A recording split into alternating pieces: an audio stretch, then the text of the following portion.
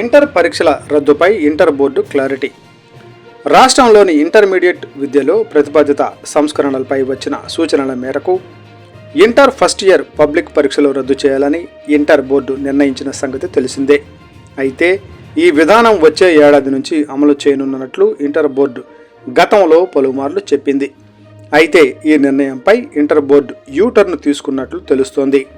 జాతీయ విద్యా పరిశోధన శిక్షణ మండలి సిలబస్ అమలు, పరీక్షల నిర్వహణ, అంతర్గత మార్కుల విధానం లాంటి పలు ప్రతిపాదనలను ఇటీవల ఇంటర్మీడియట్ విద్యా మండలి ప్రకటించింది.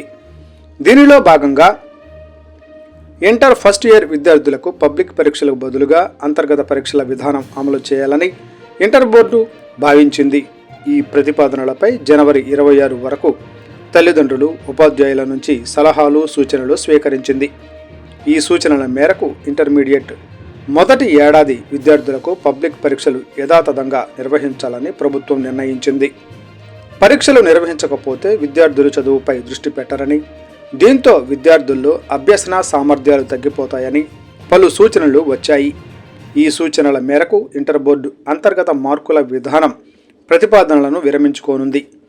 ఎన్సీఈఆర్టీ సిలబస్ అమలు చేస్తూ ప్రస్తుతం ఉన్న విధానంలోనే ఇంటర్మీడియట్ ప్రథమ, ద్వితీయ సంవత్సరం విద్యార్థులకు పబ్లిక్ పరీక్షలు నిర్వహించాలని ఇంటర్ బోర్డు భావిస్తుంది.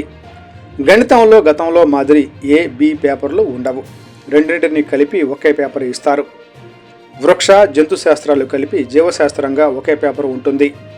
2 భాష సబ్జెక్టుల్లో ఆంగ్లం తప్పనిసరిగా ఉంటుంది. మరో భాష సబ్జెక్టును విద్యార్థులు ఐచ్ఛికంగా ఎంపిక చేసుకోవచ్చు.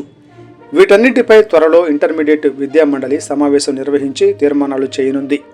కాగా ఈ ఏడాది మార్చి 1వ తేదీ నుంచి 19వ తేదీ వరకు ఇంటర్ మొదటి సంవత్సరం పరీక్షలు, అలాగే మార్చి 3వ తేదీ నుంచి 20వ తేదీ వరకు ఇంటర్ 2వ సంవత్సరం పరీక్షలు నిర్వహించనున్న సంగతి తెలిసిందే.